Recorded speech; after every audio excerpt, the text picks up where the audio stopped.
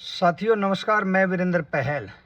और जो जींद के अंदर हमारे किसान भाई मुख्यमंत्री जी के नाम डीसी साहब को ज्ञापन देने के लिए गए थे, जो ये भारत व्यापार समझौता है और जो मंडियों के अंदर अंगूठा लगाने, गेट पास में रजिस्ट्रेशन वाले को बुलाना, ट्रैक्टर के नंबर जो होंगे, ट्रैक्टर का फोटो खींचा जाएगा, इन सारी मांगों को लेकर के हमारे किसान भारी संख्या में, हजारों की संख्या में वहाँ पर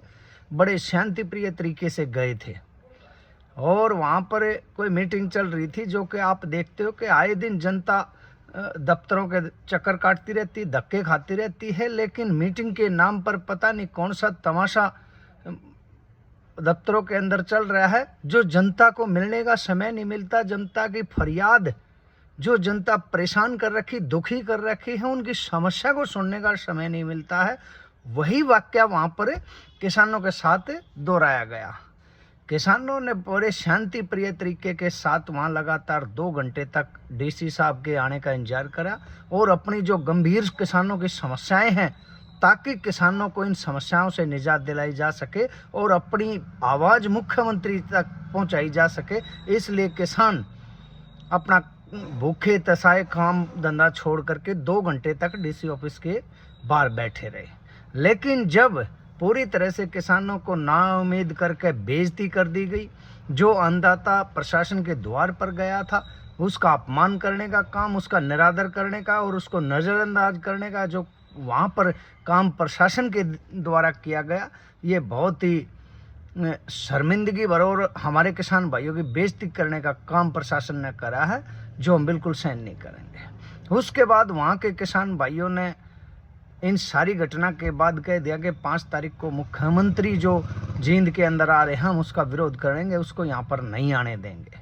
और 27 तारीख को 21 गाँव में रोड जाम करने का भी उन्होंने शांति प्रिय और अनुशासन में रोड जाम करने का भी ऐलान करा है। तो हम प्रशासन और सरकार को ये बता देना चाहते हैं कि वो लोग जो मांग लेकर के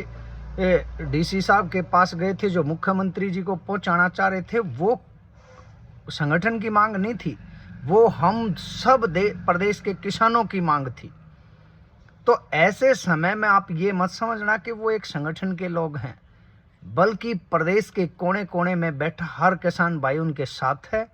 और चाहे उसके लिए हमने कोई भी कुर्बानी देना पड़े, कोई भी कदम उठाना पड़े, वो उसमें हम बिल्कुल भी गुरेज नहीं करेंगे। तो हम प्रशासन से यही कहते हैं कि उनको अकेला ना समझे, बड़े आदर अदब के साथ